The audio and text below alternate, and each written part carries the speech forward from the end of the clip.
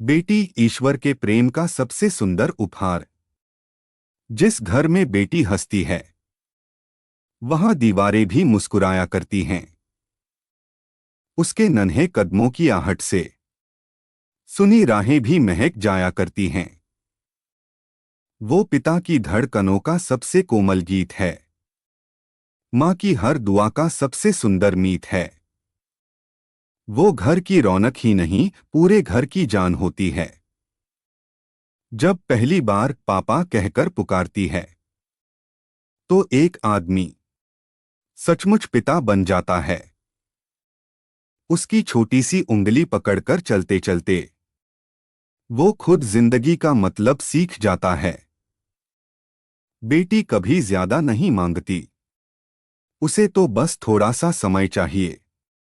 पिता के कंधे, माँ की गोद और अपनों का अटूट स्नेह चाहिए। फिर एक दिन ढोल नगाड़ों के बीच उसकी विदाई होती है। सब कहते हैं बेटी अपने घर जा रही है। पर कोई उस पिता से पूछे जिसका पूरा संसार उसी डोली के साथ चला जाता है। उस दिन घर का आंगन तो वही रहता है, पर चिड़िया उड़ चुकी होती है।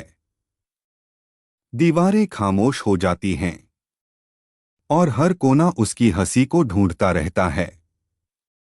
पिता अक्सर उसके खाली कमरे में जाकर बैठते हैं। अलमारी में रखी गुड़िया को चुपचाप सहलाते हैं। आंखों से आंसू गिरते हैं, पर होंठ बस इतना कहते हैं, खुश रहना मेरी बच्ची, तेरी खुशी में ही मेरी पूरी दुनिया बसती है। बेटियां पराया धन नहीं होती, वे तो माँ बाप के दिल का वह हिस्सा होती हैं जो उम्र भर उनके साथ धड़कता है, चाहे वे कितनी ही दूर क्यों न चली जाए। अगर आपके घर में बेटी है तो उसे सिर्फ बड़ा मत कीजिए, उसे भरपूर प्यार दीजिए, क्योंकि समय बहुत तेजी से गुजर जाता है।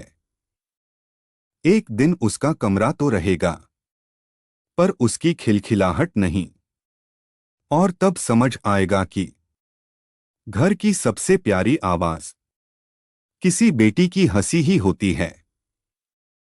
अगर कभी ईश्वर का प्रेम देखना हो तो किसी पिता की आंखों में अपनी बेटी के लिए झांक लेना। अगर ममता का सबसे पवित्र रूप देखना हो तो एक माँ को अपनी बेटी के बाल संवारते देख लेना। तब समझ आ जाएगा कि कुछ रिश्ते शब्दों से नहीं, ईश्वर की कृपा से बनते हैं। बेटी ईश्वर का वह अनमोल उपहार है जिसे पाने वाले का जीवन प्रेम, दुआओं और खुशियों से भर जाता है।